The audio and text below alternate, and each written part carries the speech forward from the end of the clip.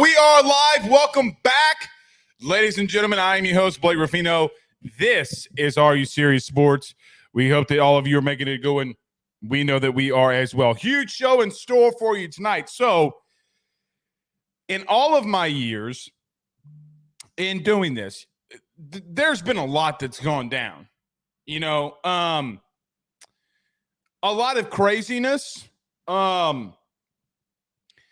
A lot of top-tier days, a lot of bottom days, whether it be just LSU in general or if it's just in general, just the beat and the overall thing of being a part of it or whatever you want to call it from a day-in, day-out basis. But I'm here to tell you today that it's of my personal opinion that today even more solidified for me that I know that Brian Kelly's the right dude for the job. Yeah, well, Blake, their defense was ass. Well, Brian Kelly addressed it. And he addressed it pretty handily today at his press conference. Well, Blake, you know, there were some guys that maybe missed some meetings and didn't play. Well, we're going to talk about that too, because Brian Kelly gave a, what's the word I'm looking for here? Update on Deuce Chestnut and Denver Harris. I'm going to tell you what I think about that. But there's so many different things that Brian Kelly addressed today in reference to LSU. Transfer portal quarterbacks, defensive staff. I mean, look, man, basically Brian Kelly told you today that staff changes are coming. So I don't know what else to say. I know that there's been a lot of people saying that there won't be, that there will be. Well, Brian Kelly confirmed exactly what you wanted to hear today. For some of you, maybe I'll see staff changes. He talked about that. He talked about practice starting on Monday and some of the things that LSU would do. Some of the players that they're looking forward to seeing who took a red shirt, guys like Jackson Howard. Could he make an impact in this bowl game and what LSU looks like moving forward? So a lot to talk about in reference to what Brian Kelly mentioned in the opening. That doesn't stop there. Big portal news today, which could be in regards for LSU. Talked about him in cryptic ways last night, saying that LSU would be taking a Louisiana wide receiver in the transfer portal. And by the way, for all the Rudy Poos who like to be petty and run information, when we come on the show and say that the Louisiana wide receivers coming on to or going into the transfer portal and likely could come to LSU, and then you reach out to that said player based off of you watching our show, yeah, bro, like people have contacts around this hoe. So when I pick up the eye, Blake, and I make a couple phone calls, you know who you are, and I know that you're watching because you sent a buddy a screenshot of the show from us saying that last night, and then y'all reached out to him. But nevertheless, we'll talk about some of the portal stuff here as well tonight. Ruffino's rant, something that I think is massive when it comes to NIL. NCAA President Charlie Baker continues to be a Rudy Poo. We'll touch on that. But listen, some of you will agree with me. Some of you won't agree with me. But I think what they're trying to do with NIL is a complete sham. They're trying to get Title IX involved, meaning if you pay the same or however many players that the institution or the school pays for NIL, you have to pay the same amount of female players. Well, you just pay the entire football team, and you're paying almost, if not every athlete that is a female on campus. So how do you expect them to do that? I don't know. Football players can be paid more than like the women's tennis team, but I don't know how you relatively dispute that. Now, I'll put it in LSU terms here tonight, but we'll touch on that as well. The Broyles Award was handed out today. This could have been Ruffino's rant in and of itself, but Mike Denbrock did not win the Broyles Award, and I don't think that it was a big snub that Phil Parker, the DC at Iowa, wind up winning the job. I'm just going to make my case on why I thought Mike Denbrock should have won it, and why I don't think it's remotely close, and why I think that media people and people in general that vote on these awards are casual football dudes or ladies. Like, guys, I saw a couple people today that are not in media anymore, haven't been in media all year, but technically still have a Heisman vote. Like, how does that work, man? How does that remotely work? I just don't understand that. We'll touch on that as well. All SEC honors went out today. Jaden Daniels, the SEC Player of the Year. 3 players on LSU's team on the first team, 3 on the second team. Jaden Daniels, Malik Neighbors, Will Campbell on the first team, and on the second team, Brian Thomas Jr., snub. Offensive lineman Emory Jones, snub. And Harold Perkins Jr., all 3 of them were on the second team. So we got a lot to talk about. We'll talk a lot tonight about the Brian Kelly thing, or Brian Kelly press conference, because I think it's warranted. You want to know about staff changes? Let's talk about it, because Brian Kelly confirmed everything that we pretty much had talked about on this show over the last, I'd say, what, guys, 72 hours or even more than that, right? Maybe 96 hours. So we've talked about a lot. Brian Kelly confirmed a lot of the things that we were talking about. So came on the show a week ago today and said, listen, don't expect anything to happen within a week to 10 days, like no news, and the evaluation's still ongoing. And I guess we reported it here, and it just happened to be so that Brian Kelly reported that. So what do I know? All right, we got a lot to touch on. See a lot of comments being fired off in here. Ryan says over 700 Heisman voters is way too much. That I do agree. LSU Hyper Ninja 9 on YouTube says, I want what's best for LSU in 2024. And if that is an LSU getting a transfer quarterback to compete with Garrett Nussmeier, do you think that it would be Kyle McCord? No, I think Kyle McCord is going to Nebraska. That's where I think he's going.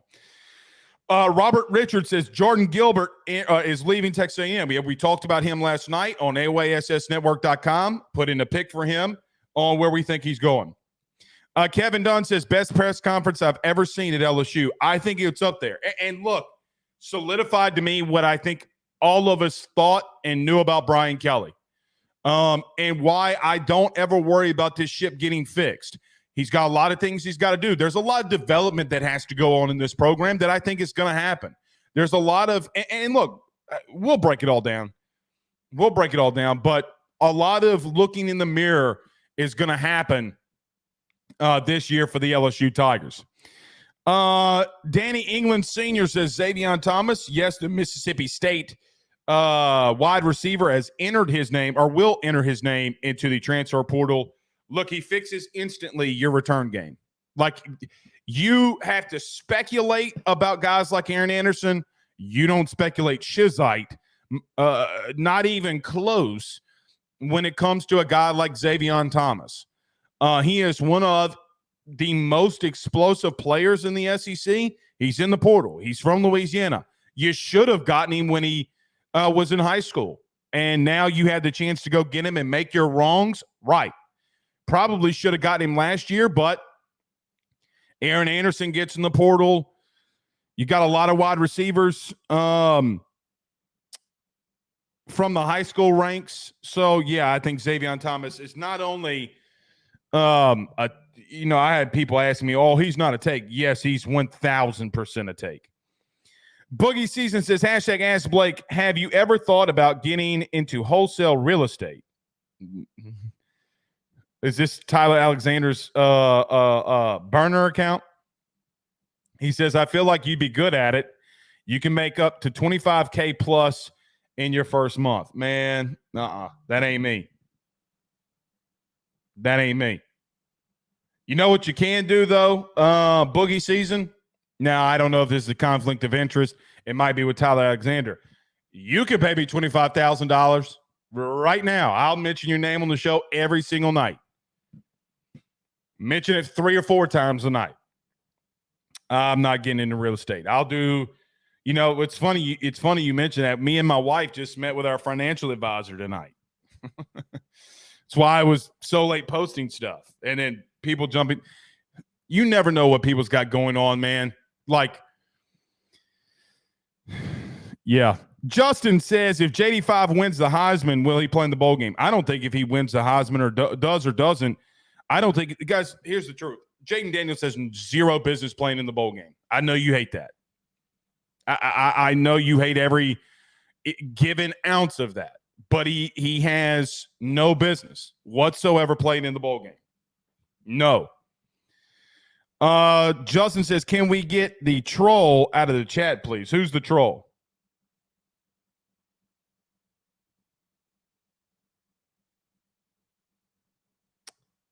I don't see a troll. Guys, help me out here. Help me out here. But Boogie asking me again, I'm not leaving Tyler Alexander, dog. It ain't happening.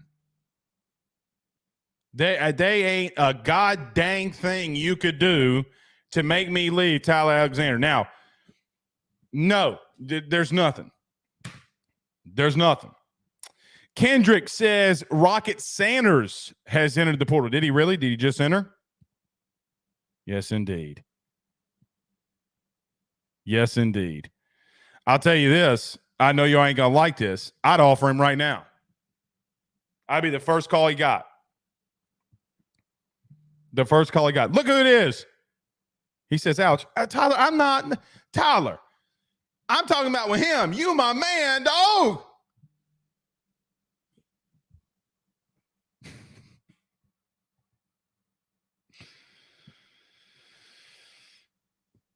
man. Come on, man. Did I put insert foot in mouth? You know I didn't mean it like that. Adam says, would like him to be the one to throw Malik the pass to break the record if Malik passes plays too. Yeah, I mean, I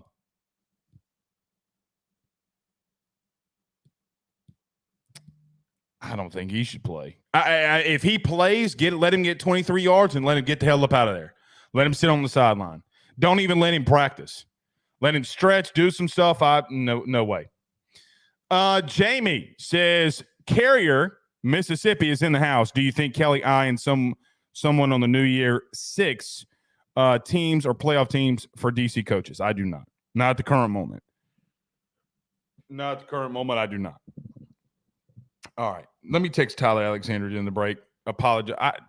Did I get misconstrued? Did I say something wrong here? Let's see. Let's text Tyler right here on the show. And we're going to do talk to text because I can't, I don't, my eyes are bad. Hold on. Hey, brother, Tyler, you know I love you, correct? Question mark. Send. All right. Where's everybody watching us from tonight? Are you in the 318? 3-1, great. Hopefully the 318 produces some good news for us on Friday. I think that they will. And that would be really massive for LSU. If you're in the 337, we're at in the 337. We already talked about Ville Platte last week. Are you in the 985-504-225? Stand up. Where are you watching the show from tonight? Deion Black says Phil Parker to Baton Rouge. Not happening. Guys, it's not happening. By now, I kind of feel, and Deion knows this, that I'm not targeting him. Guys, it's not happening. Stuff like, let me say this. I should never say never, right? And I shouldn't. But I will just tell you, if Phil Parker leaves Iowa for LSU, one, it will take a lot of money, and two, I will, I don't know, I'll make a bet. I'll do something. I'll do something, but he ain't coming here. He's been offered multi-millions to go elsewhere. Ohio State a couple years ago when they got Jim Knowles, you know, the rumor was that they offered him $2.5 million to make him the highest paid coach or assistant DC or just DC in general in the country. He would have been the highest paid assistant in the country. Last year, there were people talking about that he would be, make 2.7 and he doesn't leave Iowa. So, look, money's not going to sway him. And I keep saying this, and I said it 2 weeks ago. I said it during Texas A&M week. I said it again this week. I don't think that LSU, at the current moment, from some things that you hear. Now, nothing's final. I don't know. Things could easily change. Excuse me. God bless me. I don't think that you're going to go too far to find a DC. Now, could that change in 35 seconds? 1,000%. But as of right now, I don't know if it does. So we'll see. All right. Blaine, don't be trolling. I'd rather shave my entire beard. I'm not doing that. Clyde says 804. Virginia. Good to have you in here. Krim M says farm girl represent. Okay. Jamie says that he's in New Zealand. Got some people all over the place. Paul Sharp says you can eat your hat. Well, that's what Joe's got to do when Jaden Daniels is a first-round pick. I think, guys, give me in the chat. So in case you missed it, my co-host on Rufino and Joe De Leon said in the beginning of the season, if Jaden Daniels was a first-round pick, he would eat a hat. What are you – I'm not going to make the guy actually eat a hat, but I'm thinking about getting like a 5-pound cake that he has to eat the entire thing on the show. Like, and make him like just totally sick. What do you think I should do?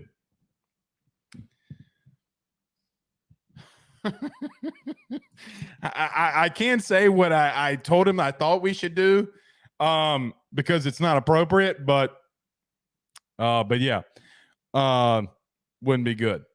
Gidry, the DC from Miami, I don't mind. Gidry. Shane says, F it, Blake, make him eat a hat. Maybe, I mean, but I don't want my co-host to die. You know, like I don't want to be, I don't know the statutes of what constitutes being put away for murder. Murdered who? Anyway. All right, we got a lot to discuss. Brian Kelly press conference. What do some things that we heard that Brian Kelly relayed in the press conference? We talk about that next. We got a lot to discuss. Don't go anywhere. Let's talk about our good friends over at betonline.ag. Our good friend and investment partner, Tyler Alexander over at eXp Realty. Don't go anywhere. We're back next. BetOnline is the fastest and easiest way for you to wager on all of your favorite sports, contests, events with the first-to-market odds and lines. Find reviews for all the news for each league, including Major League Baseball, NFL, NBA, NHL, combat sports, college sports, esports, and even golf. BetOnline continues to be the top online resource for all of your sports information for live in-game betting, props, and futures. Head on over to BetOnline today and use your mobile device to join and make your first sports bet. Use our promo code BELIEVE50, that's BELIEVE50, BLEAV 50, to receive your 50% off welcome bonus on your first deposit. That's betonline.ag, betonline.ag. He will sell your house and find you a new. Well, Tyler's the man, he's here for you. If you want to buy or sell, well, it's not too late. Dial 955-0008. Just call 955-0008. Y'all call Tyler, he'll shoot you straight. We're back.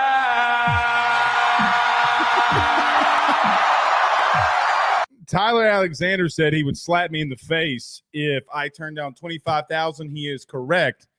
I would slap myself in the face if I turned down $25,000. But if I do anything, it's with our good man Tyler Alexander over at eXp Realty. Dude, guys, for real though, in all seriousness, my man is number 2 in all of Louisiana in real estate. Like, they put articles out here. It's like his associate Derek James, it's Tyler Alexander. 1-2. And they work side by side. They're like Nuck if you buck. They are like LeBron, they're like Jordan and Pippen.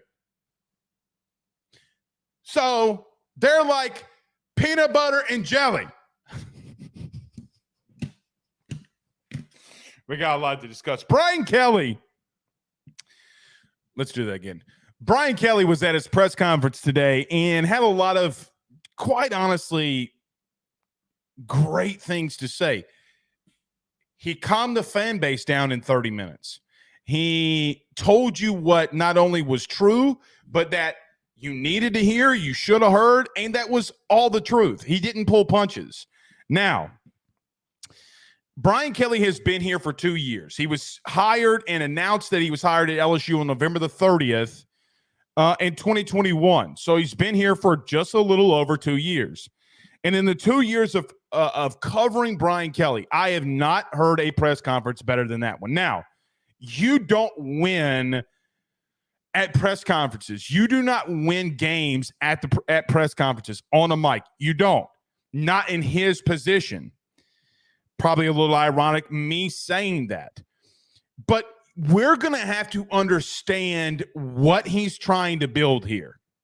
Now, we understood it a year ago at this time because you're coming off of playing for the SEC championship game. You think you're rolling in a direction. And look, you're 9-3 or 9-4 technically and 22, but you've won 9 games in the regular season in back-to-back years under Brian Kelly. You know, there are teams like Texas A&M who spend a lot of money. They would pay literally, and they're trying to pay $78 million to go to just have 9 wins. And yet that you're here. Brian Kelly did not shy away from the questions from the media today. And I thought Jeff Duncan, who's not even on the LSU beat, phrased it perfectly when he said, now that is how you avert, and that's how you handle crisis management at the mic. Because Brian Kelly, when asked about his defensive staff, said a couple of things. Number one, he says, we are here to win championships. Our defense did not play to the standard that it should be at. Bottom line, they didn't. And you know it, I know it, everybody knows it. But for a coach, in the way that he said it, to come out and say it the way that he did, guys, changes are coming. So whatever you heard, whatever your cousin or whatever your source or your third cousin removed that knows a guy at LSU, all the deep sourcing that you have, everything that you heard about there not being changes was a lie. Everything. He would go on to say that, look, we're not making changes at the current moment because guys on staff have responsibilities that they have to achieve before they leave LSU. Well, why would he say they have responsibilities before they leave LSU? Well, which just tells me that they're getting through signing day and then changes will happen. The evaluation process will continue. But here's the truth. Look, we lose sight of this because you hear this thing about Brian Kelly, you hear that thing about Brian Kelly. I still believe him when he says he wants to win a national title. I think he wants to win multiple national titles at LSU. You know it, and I know it. That's the only thing missing in his resume, and being one of the elite coaches at the tippity top. He's got to get there. Now, are there some things he's got to change? Number one, yes, it's defensive staff. There are a lot of guys on the defensive staff I really like as a person. But it doesn't change anything. Now, Brian Kelly made a humorous thing today in saying that he fired a defensive coordinator 3 games into a season, and the guy was in his wedding. He will make changes. You got to believe him. He's not going to let the ship sink because of something that he thinks is invalid and flawed. But he has to be able to knock it out of the park this year with coaching, because you got to get guys in here that can recruit, because Brian Kelly is the ultimate CEO on field. I think he's a hell of a recruiter. Maybe needs to be more hands-on in some things. But you go out there and get elite talent, like really good talent, which you have the ability of doing. 1,000% have the ability of doing. There's talent out there that you can get from your own state, whatever. Well, Blake, what about NIL? Guys, there's money being spent at LSU through NIL. We'll talk about Charlie Baker here at the end of the show. You got to have guys that can develop. recruiting does not matter if you can't develop. It doesn't. Because guys, the truth is you are in the top 5 in the country in blue chip ratio. You should be a top 5 team. There's no bones about that. You being one of the teams that has more prospect talent than anybody else, we did not develop at a high rate. Now, I need to bring something up because I think it's long overdue. Because we've talked about staff. Well, the staff's going to get changed. Well, let's talk a little bit about personnel. I've heard from a lot of you saying on guys like Denver Harris, Deuce Chestnut, 5- and 4-star guys, Blake, let them play. So what? They're a little late to the meeting. Guys, I got to tell you something. That's BS. That's 1,000% BS. What it takes to be great is doing things that nobody else will do. If you want to be elite, if you want to be great, you show up on time. I know you don't want to hear that. I know that you do not want to hear about showing up on time and guys being benched. But at some point, these young men, not boys, young men have to grow up. Greatness costs your livelihood sometimes. What do I mean? If you want to be great at something, like every one of us does every day, you got to take away time from your family. You got to take time away from your friends, your hobbies, things that you want to do. You got to take time away from that to be great. That's the culture that has to be and must be established at LSU. Because let me tell you something. Let's look at the teams in the playoff right now. You ready for them? Alabama, what do they have? Do you think guys are late and not on time for Nick Saban? No. Or they're not going to play. Number 2, do you think guys are late around Michigan? Harbaugh's a lot of things. A stickler for the rules that he sets. Yeah, it's not happening. I can promise you the same is going on with Washington. And maybe there's a little lax things going on at Texas with Sark, but they're a really disciplined football team that wants to be elite, that wants to be great. Georgia, who's also not in the playoff, is exactly the same way. You don't change your philosophy and rules because your defense sucks. Oh, I guess I'll just let him come late for meetings. Bullshit. When you start doing stuff like that, Orgeron happens. Because O was letting guys be late for meetings all the live long day because he didn't give a shit. I know that you heard it. I heard it. Your Meemaw heard it. Everybody heard it. Greatness takes time out of your day that maybe you can't go to lunch with your buddies. You know who probably that everybody on that team should have seen that happen to? It's number 5. Spending his own money during the weekends, flying out to California with Bryce Young, them meeting up with each other, getting in a car, a rent-a-car, going and meeting CJ Stroud in LA so that they can work out together. Greatness takes – Peyton Manning never talked about, hey, man, I'm out here working all the time. You heard it from other people about the greatness and what they do. That also goes for staff. The offensive staff's doing it. And that's where our shakeup's going to be. Now, to wrap up on the staff and some of the personnel stuff, and that's not a shot at Denver Harris. That's not a shot at Deuce Chestnut. But if you want to be great, you got to make sacrifices. You got to say, hey, little buddy, if you have a kid, if you're like for you that are listening to this, you got to sacrifice things. Last thing on the staff. I think they're going to go out and get recruiters. I think they're going to go out and get guys that can bring bodies in here that can play.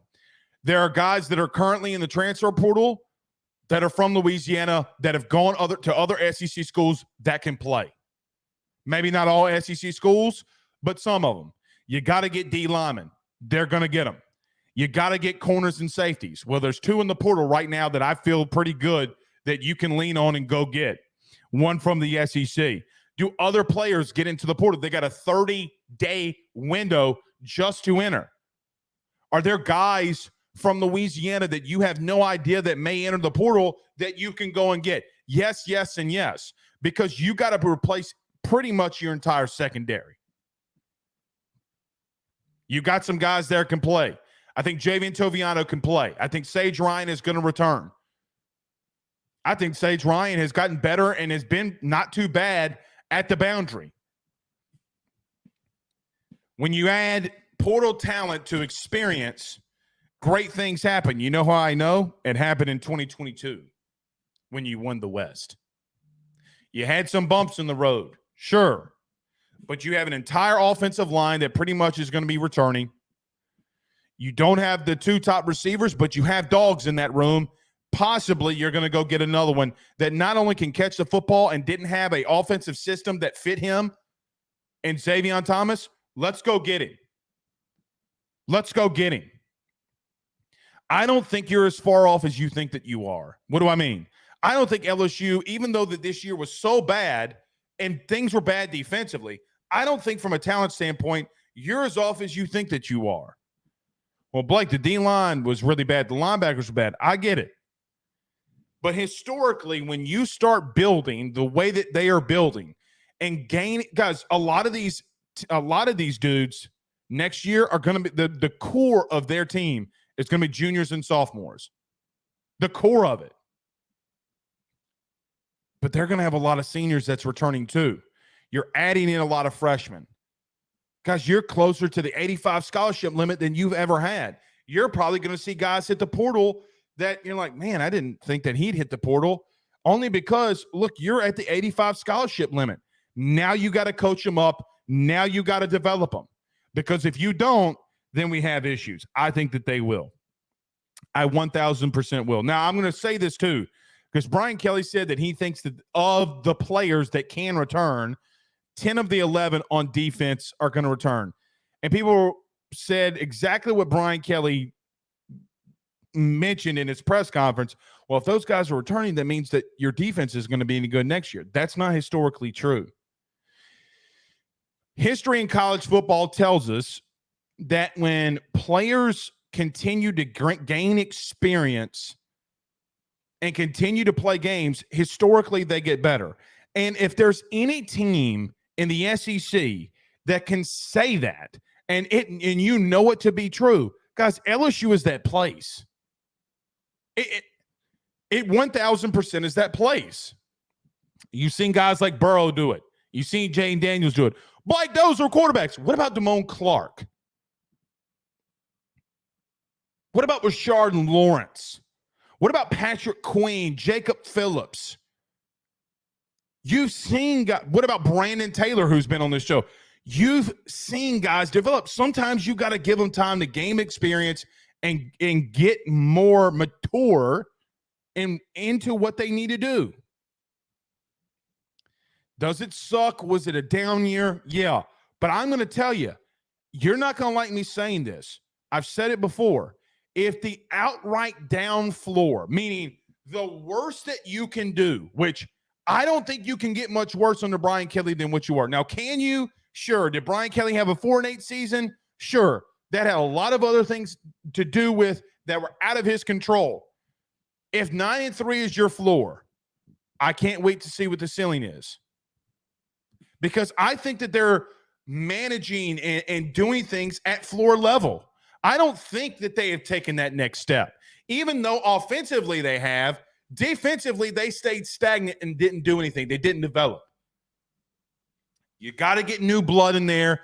You got to be able to look these guys in the face and say, hey, man, yeah, you won the West last year, but you don't have that Rocky III movie, Eye of the Tiger.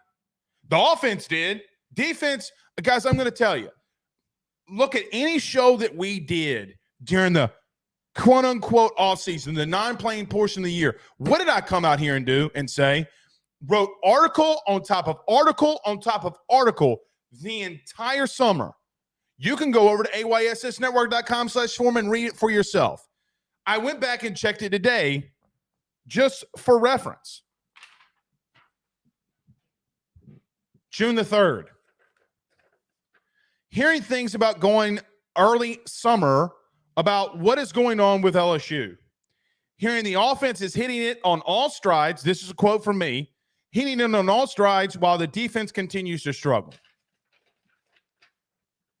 July 17th, day after my birthday.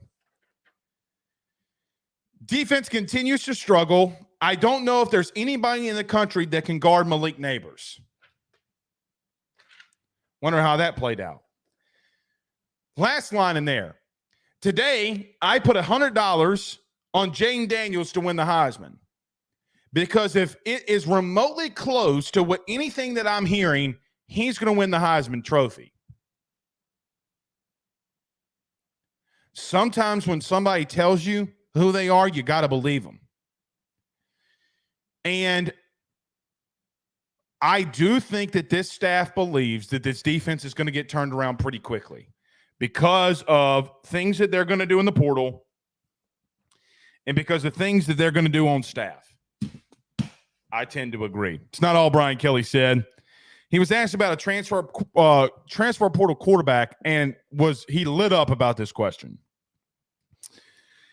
When asked about it, he says, "We will be transparent with telling Nussmeier and the guys what we will do moving forward." Just Nussmeier? Who are the guys? Guys, we literally talked about this with Carter. We talked about this on and before Carter came on last night. What was asked, Blake, do you think that they're taking a transfer portal quarterback? 1,000%. I don't know. I have no idea who it is. None. Actions speak louder than words. If they weren't taking a portal quarterback, why are they talking to him? Why are they talking to him? I'll tell you why. Because I think in the building they don't know if Ricky's ready, and there's not a problem with that. I think Ricky Collins is going to be a damn good quarterback in 2 years. I think that if he sits through another year, learns, develops, gets stronger, you go into his red-shirted sophomore year, yeah, I think he'll be fine. I think he'll be ready to go. But you're an injury away, and regardless if you weren't an injury away, guys, if you stumble around and get yourself into the 12-team playoff, guys, you got to go 9-3 again. Because here's the truth too: you can't let happen to Florida State be a stumbling block for you. One thing that we're not talking about: Florida State just got hosed, okay, in not getting in the playoff. Even though I think the committee did the right thing by putting in Alabama. I hate saying it. I'm wearing an LSU shirt. I'm not a Bama fan. I hate Alabama. Still think that they got it right. I digress. But, guys, if this year, which it should have been this year, by the way, meaning the playoff was supposed to be this year, and then the ACC, the Big 12, the Big 10, and the Pac-12 all came up with the alliance. You remember the alliance? They all formed together to not expand the playoff because they wanted more revenue share and they wanted more seats at the table or whatever it was. Remember the alliance? Crumbled. Playoff should have been this year. If anybody has to complain about something, Florida State should be complaining to the ACC, because the ACC was led the charge on not having the expanded playoff until next year. I say all that to say this: the expanded 12-team playoff obviously starts a year ago, but if it were this year and LSU were number 13, you and I would have to have a serious conversation about why we got left out and why a team that you beat in Missouri is above you. Well, Blake, you can't really complain with 3 losses. The shit I can't. You have the ability next year to do something. You don't have to be perfect. I think that you can build yourself into a team that can get into the 12-team playoff next year. I know a lot of you say, Blake, there's no way this team's not going to – they're going to be 8-4. Okay, but in a real year, in a true year, you probably only got to be 10-2, 9-3. Be exactly what you've been the last 2 years. You can get in there. And I'm going to tell you, no matter what happens, when you get in a playoff in football, crazy shit usually happens. Because could you see a scenario where number 10 LSU, I don't know, let's look it up. Number 6 or number 7, Ohio State? Guys, you're going to win that game. I promise you, you're going to beat them. You're a better team than them. The future is bright. You don't have to be an undefeated team to get in the playoff anymore. And that's just the truth. Last thing that Brian Kelly said. I thought this was funny. Before we get to your comments, I thought this was pretty funny. Cokie Riley of the Daily Advertiser asked him about the transfer portal, and Brian Kelly rattled off the exact number of players that were currently in the transfer portal. He did that on purpose. Someone even, I'm not accusing Cokie of doing this, but he was prepared for that answer. He's reciting the exact number, I think, what was it, 1,182, whatever it was, that have entered the portal since yesterday. He recited the number and said, at least that was what the number was at 11 p.m. last night. So basically what he was saying was, hey, I know that I got to get dudes in here. I'm looking to see if there's guys that can play that are in the portal right now. He would also say that, see, I am not on this at all. It's a direct quote. He says, I don't follow it. I just do it as a hobby. It's bullshit. He knows that he's got to get better in areas. I think it's the best press conference we've ever had. Maybe I'm right, maybe I'm wrong, but it's where I sit. All right. Michael Moore says, make him drink a gallon of milk. Talking about Joe instead of eating a hat. Okay. With a $199 super chat. The Gallon Challenge. Isn't that what it's called? The Gallon Challenge. Let's get to a couple of your comments. Bayou Bengals says, Blake, LSU is not paying Coach Kelly to go 9-3 every year. True. But it's not your money, number one, Bayou. It's not your money. So I get what you're saying. You're not paying that. Now, if you're part of TAF, maybe you pay a small part of it. You're not paying it. I don't disagree with you, though, that they have to be better. I'm not saying that 9-3 is acceptable. It's not acceptable. If you're misconstruing my words, I don't want you to go 9-3.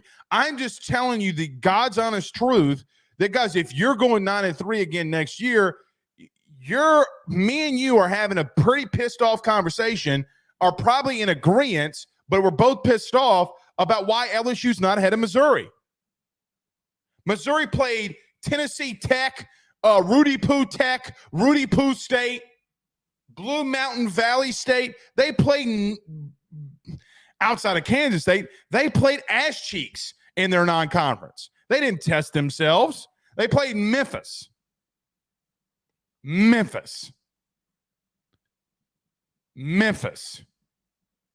All right? In St. Louis. Brandon Ray says, we'll see if Missouri can have this type of season going forward. Well, we'll see, but it doesn't matter. It's not. Yeah. Jerome says LSU is one win away from being in the top 12. I mean, they're one win away. I mean, they're a top 50 defense away from being in the playoff. I Only Run Tall Stop says FSU earned the right to get their ass whooped, just like most teams in the playoff. Yeah.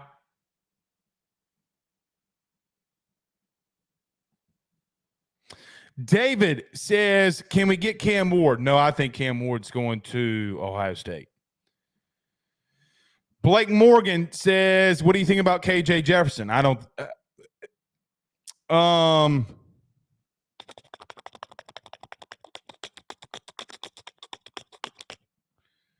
think KJ Jefferson is a good player. I don't think that KJ would be good enough to lead you where you want to go next year. I don't think that KJ Jefferson is better than Garrett Nussmeier, quite honestly. I think it's a drop-off from what LSU, in reference to the fit of what LSU wants to do and can do in the passing game. I think it's a drop-off. Guys, KJ's been hurt every single year, missed multiple games most years. Guys, he's had multiple, like, he could have gone on the Jane Daniels path. He chose not to. Not to say that he can't go somewhere else and kill it, but at what point do you look at him and say, hey, man, it might just not be clicking for you? So, yeah. D. Smith says Walter Nolan. Walter Nolan's not coming here. Brandon Hollingsworth says, shit. If they just had last year's defense, they're probably in the playoff. Oh, if they had last year's defense, they're definitely in the playoff.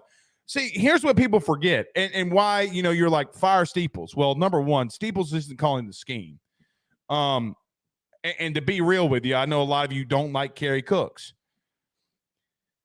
The scheme and what, in my opinion, of what Matt House wants to run makes Kerry Cooks' job probably the hardest of all defensive coaches.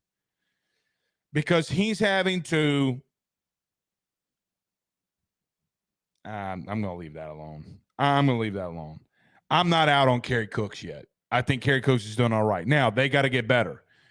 But if you bring in a guy like Corey Raymond does not fit the style of what Matt House wants to do, nor do I think that he fits the style of what Bob Diaco wants to do. And look, we might have a conversation one day about Bob Diaco as your next DC. I don't know. But I don't think you got to bring guys that can come in here and coach the system that you want, because not a lot of things are going to change. And look, during the season, I was begging for BK to free guys like Mason Smith.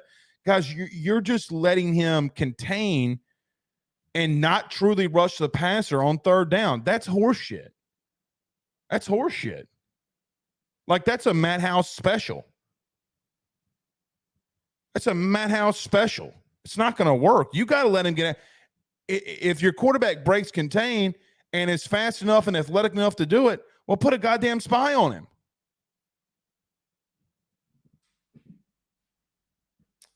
Brambo says Mizzou beat Kane State. They did. But that's their only test. LSU played the ACC champion and the SEC champion, and a 10-2 Ole Miss. And look, truth be told, you probably should have just been Ole Miss. Better. But Ole Miss's defense is better than yours. Ole Miss.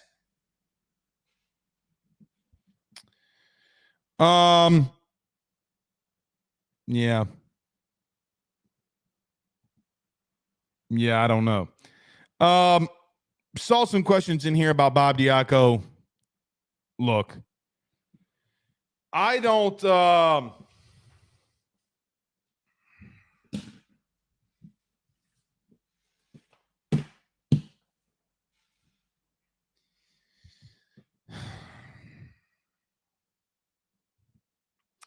I don't know.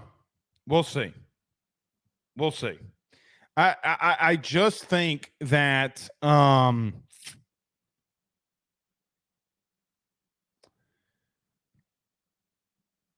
if you're gonna bring in Bob Diaco or elevate Bob Diaco, then there are a lot of questions that you're gonna have to answer that I think Brian Kelly will. He knows what Brian Kelly wants to run. And guys, here's the truth. I know that he had bad stops elsewhere, but you know what? Here's another truth. So did Corey Raymond. And you could say, well, Corey Raymond was on bad teams. So was Bob Diaco. because he was in charge of trying to turn around UConn, Nebraska, Purdue. So you can't say that Corey gets the benefit of the doubt, but that Bob Diaco doesn't. Just telling you the truth. If BK has a system that he wants to run and there's a guy out there that can run it flawlessly, okay. But if it doesn't go the way that you plan, okay. I think you got to come up off some of that money. I think you got to go get the best. Look, I think LSU has done a fantastic job in some of the things that they're doing in NIL. Look, man, you got to get better. You got to get more on it on some things, not NIL related, but you got to go out there and recruit your goddamn ass off. You can't just let dudes like Sherman Wilson and Frank Wilson and Bobby and Cortez, guys, I have no problems with what LSU's done offensively. I don't have a problem with anything that LSU's done with offensive recruiting, because here's the truth. Harlan Berry commits in a couple of weeks, or a week, 10 days, whatever it is, if not a little bit longer. Bryce Underwood commits. We did the Corey Moore commitment. There's a chance that you're going to get the number one wide receiver in 2025. You're going to get Bryce Underwood, the number one player in the country, the number one quarterback. And there's a really good chance that you can get Harlan Berry, James Simon. What they're doing on offense, you can't tell me that you're, Mr. Blake, we're behind in NIL. Well, what the frick are you talking about when the offense is dominating in recruiting? Just because it didn't happen in 2024 doesn't – look what they're doing in 25 when these coaches have been able to build relationships with players that they're recruiting. Some of these coaches are playing behind the 8-ball. What do I mean? Bo Davis has been talking. Elijah Robinson has been talking to Dominic McKinley since he was a freshman at A&M, at Texas. Jimmy Lindsey or John Jancic, Brian Kelly coming in doesn't change that completely. You got to pick it up defensively. That's why I'm saying if you're going to elevate Bob Diaco, the guys around Bob Diaco got to be, look, cover your ears, cover your kids' ears. They got to be motherfuckers. They got to be motherfuckers.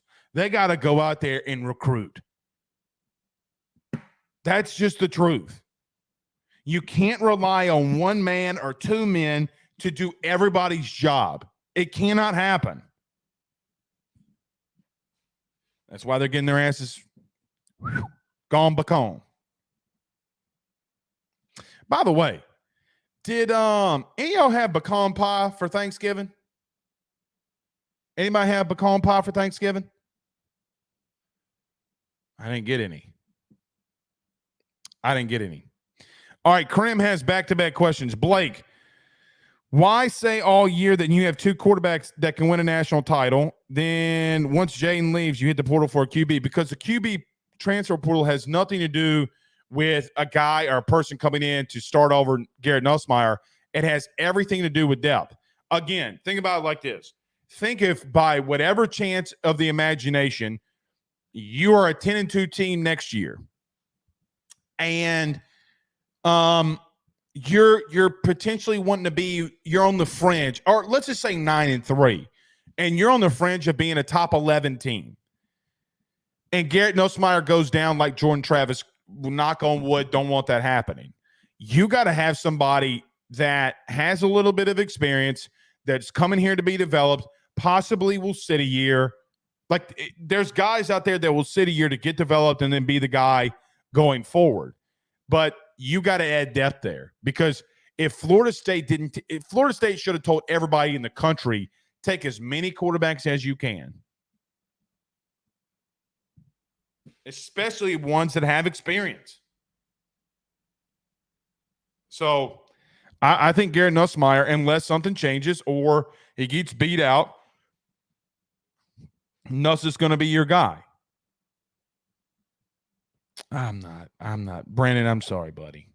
Brennan, I'm sorry, bud. I don't know who this guy is, but I've given him every fucking chance. Sorry, bud. Jason Brumfield says you're a sprained ankle away from Ricky Collins and Colin Hurley, and that can't happen. Robert Richards said, I had Waffle House on Thanksgiving. Ain't nothing wrong with that. MJ Morris, yeah, we'll see. All right. We got a couple more things we got to talk about. Mike Denbrock got snubbed. Not that bad, though. All SEC honors, Rufino's rants. We'll do that next. Let's pay some bills around this thing, though. Got to pay the bills. So it's the first of the month, and it's Christmas time. Let's pay these bills. Let's talk about good friends over at the Drake Williams Law Firm, drakewilliamslawfirm.com. Our good friend Carol Foss over at State Farm. Don't go anywhere. Back next. By the Drake Williams Law Firm, drakewilliamslawfirm.com. Whether you've been injured in an accident, you're preparing for a future with your estate planning, you're getting ready to close in on a real estate deal, or you're about to welcome a new addition through adoption into your family, or you're facing criminal charges, you need very experienced attorneys, and that is what the Drake Williams Law Firm will be able to do for you in navigating the legal system. The door to their cozy office in historic downtown Ponchatoula has been open since 1981. They have helped thousands and thousands of Louisiana families and individuals win cases, close on real estate deals, and regain that peace of mind. Their lawyers over at the Drake Williams Law Firm, Ernie Drake III, Ryan J. Williams, and Summer Vignair, are very determined, compassionate, and dedicated to their craft. It's the Drake Williams Law Firm, drakewilliamslawfirm.com. Give them a call today at 985-386-7600.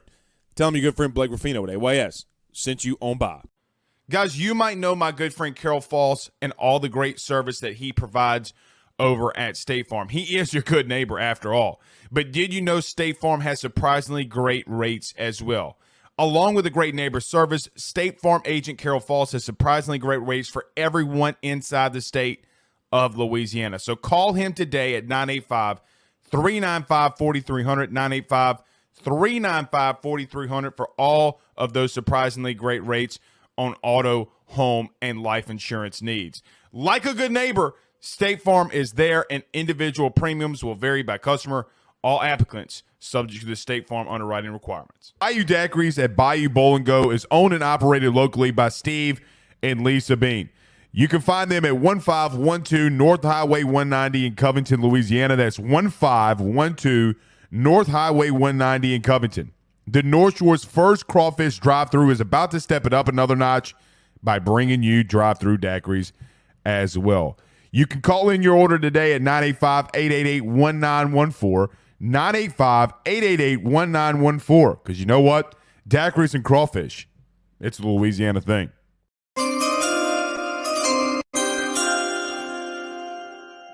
The Broyles Award was issued today to the top assistant coach in the country. And where I will admit that there were a lot of great candidates, can't deny that, not going to deny that. Phil Parker, who was one of them, the defensive coordinator at Iowa, won the Broyles Award. Now, a lot of people came out and said, well, their offense sucked. Yeah, they did. So did LSU's defense. Because the way that I look at it, Mike Denbrock should have won the award. Want to know why? He had the Heisman Trophy winning quarterback. He had the number one total offense in the country, 547.8 yards per game. He had the number one scoring offense in the country, 46.5 points. He had the number one fourth passing offense in the country, 334 yards a game. The number seventh rushing offense in the country, 13.5 yards per game. Oh, and by the way, they were the best team on third down, which the number one thing you could say about third down is that it's a coaching down because that is where the money and the magic happens. Look, man, I'm going to say this because I do think that 2019 rivals what you did, or 2023, rivals what you did in 2019. I think that Mike Denbrock is one of the best coordinators you've ever had here. And I was hoping that he won this award so it would symbolize that. Look, man, Mike Denbrock not only is a great coach in reference to coaching tight ends, he knows everything and can coach every position group if he wants to. I mean, like, literally. I say all that to say he recruits well. He calls good games. I'm a Mike Denbrock homer, dude. Like 1,000% a Mike Denbrock homer. Don't think he was completely snubbed. I think Phil Parker's a great DC. But this man Okay. Literally, yeah, I know that Jaden had a lot of it, but look at the progression from Brian Thomas, Malik Neighbors, this offensive line, the running game. Guys, everything got better. And he's got to be rewarded for that. I can make the argument, and most of you that would agree, Jaden Daniels put in a lot of work. But if you ever talk to Jaden Daniels, the number one thing he would say is that the consistency, the help, and the growth by Joe Sloan, one, and Mike Denbrock elevated him to a place that he didn't know completely if he could go. He said that. Like, that's almost a direct quote from here. I'm paraphrasing a little bit in reference to how he just said, look, they helped me in this area, this area, this year. I just wrapped it up in one little bow. And by the way, of the 11 players that were on Mike Denbrock's offense, 3 of them were first team all SEC. One player was the player of the year in the SEC, and Jaden Daniels. The second team was Brian Thomas and Emory Jones. So half, or just a little bit less than half, of your entire offense is the first and second team all conference. They dominated, dude. And I'm going to be real with you. Some of you are going to think I'm crazy. Garrett Dellinger got snubbed. Dellinger was one of the best guards in the SEC. Like, if you want to come over to the studio one day and we break it down and you look at other guards compared to Garrett Dellinger kicked some ass this year. Outright proverbial ass. I guess for whatever reason, they did not think that he had made the second team, but you should have 3 offensive linemen on either one of those lists. If he would have made the first team, would not have surprised me when I owed him. Did you know the left side of your entire offensive line gave up 1 sack all year? Garrett Dellinger, Alabama. Will Campbell didn't give up 1. So I think you know where the other ones came from. It's a little bit of indictment. But the SEC team, Jaden Daniels is your winner. Malik Neighbors first team, Will Campbell first team, Brian Thomas first team, Emory Jones Brian Thomas second team, Emory Jones second team, and Harold Perkins second team. So, yeah. All right, let me wrap it up with this because I don't know if you saw this, but I just wanted to touch on it ever so briefly.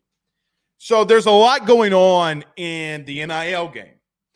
And Charlie Baker, the NCAA president, came out today and said that due to Title IX, teams have to put an approximate amount of money in a trust fund and how you equally distribute. If the school is paying for NIL, everybody has to get it.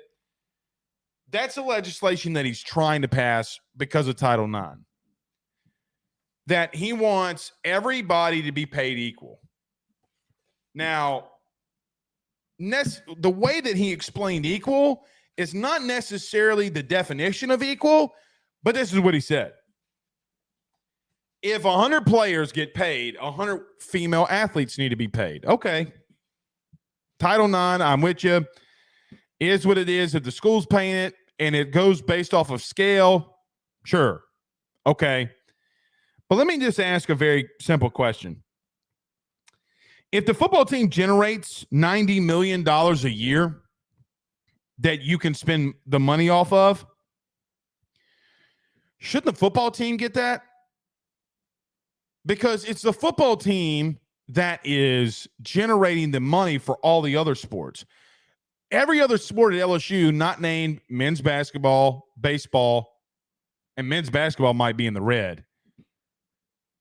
But women's basketball might be in the green. But you get what I'm saying. Either one of those, even if you have 4 of them, it doesn't change.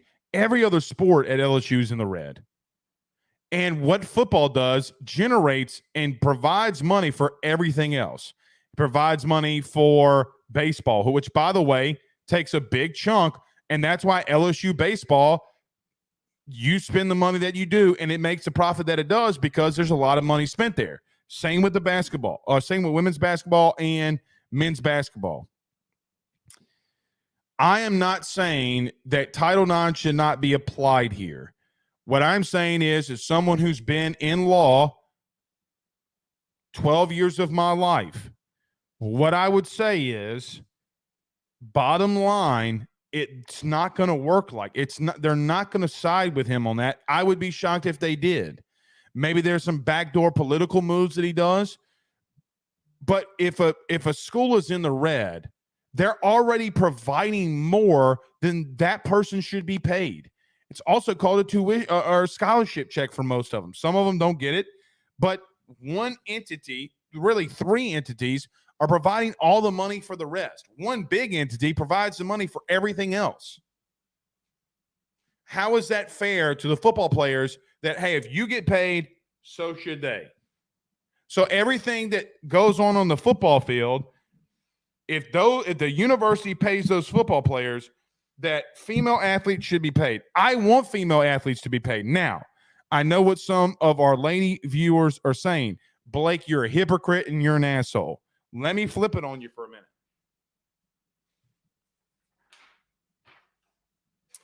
Went back in LSU women's basketball's directory, and there were 3 team-wide NIL deals for the basketball team.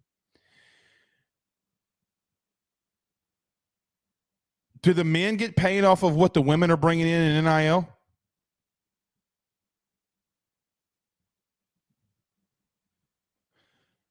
If Angel Reese dictates more money than the men and the roles are reversed, then what? What if a donor wants to give $1 million in NIL money to women's basketball? Well, half of that, 50% of that, is going to have to go to the football team or all the other male athletes on LSU's campus, I should say. But 50 of them going to be on the football team, I promise you, because they got 85 of them right now. All I'm saying is it's a very risky business, and why you try to combine all of sport into one big pot and entity is a very, very, very, very dangerous game.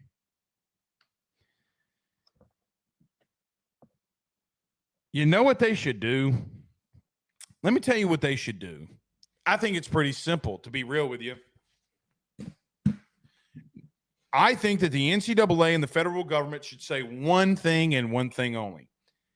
Everybody can have NIL deals. There's no cap. But you have to go through federal regulation and submit the NIL deal before it's approved. And it could take up to a month. It could take up to 6 months, whatever. But then you're all on an equal playing field. What you should not do is, if one school makes more money, if LSU makes more money than Southeastern, which they do by a long shot. And by the way, Southeastern, to your administration, I haven't forgot about your Rudy Poohness. You know who I'm talking to. I think it's an extremely dangerous game when you're saying, well, LSU makes all of this money and we need to limit them because LSU and Southeastern are separating even more. That's the point.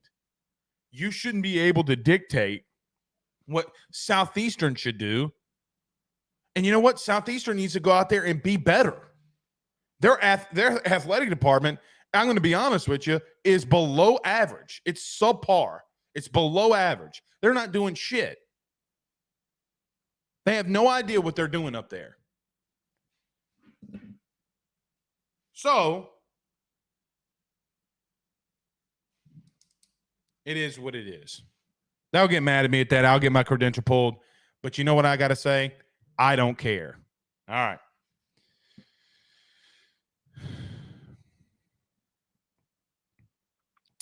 Danny Girl says the personal risk of some sports is greater than others. Not all created equal, so women's golf deserves some of the money that the football players risk to provide. Make it make sense. Let me read this again. It's not all created equal. Some women's golf team deserves some of the money that the football players risk to provide. Make it make sense. I thought I read it like, Danny, I read it as you saying that the golf team makes money and that the football players got it. I'm like, wait, what? When did that happen? I agree with her. It makes zero sense.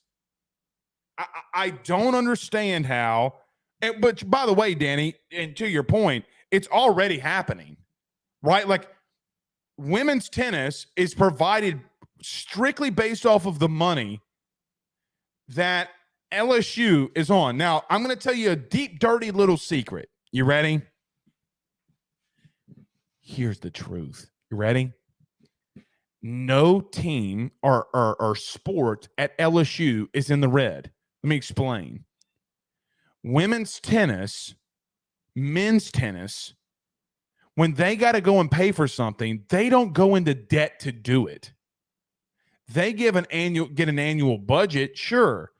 But Scott Woodward does not make them get in the red. When they pay a bill, it gets paid. It's accounting is what they're doing. They go through everything that they've spent, okay, and what they made. And they take a loss off of that because of for tax purposes. LSU Athletics is not in the red on anything. Everything that they pay for is in the black because football provides it. So when you see all this shit in the red, when you say, oh, LSU women's basketball lost $1 million this year, that's complete and utter horseshit. They didn't generate enough money, okay, to get maybe their expenses, but it doesn't really matter when LSU football is making that much money. By the way, just throwing this out there, okay, for women's basketball, if Kim wants to go to 5-star hotels, I could care less.